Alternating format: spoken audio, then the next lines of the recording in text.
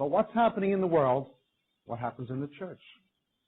The move for women pastors, women leaders begins coming in to the church. People have always tried to redefine the gospel in light of their worldview or their culture. You have to make a difference between the doctrine of the Word of God and our culture. We're called to introduce God's principles and God's doctrines into our culture. We're not called to take the mentality of this world into the gospel. That is Laodicea, people's opinions. That becomes the basis of the problem. You see what I'm saying?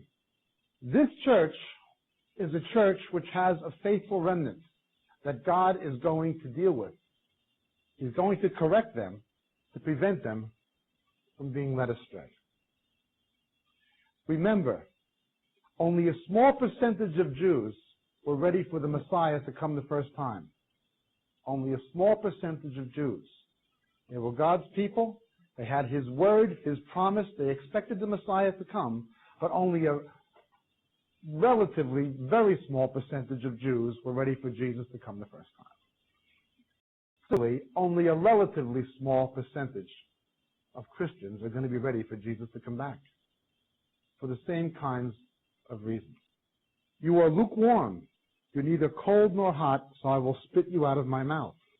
You say, I am rich, I've become wealthy, and have need of nothing, and do not know that you are wretched, miserable, poor, blind, and naked.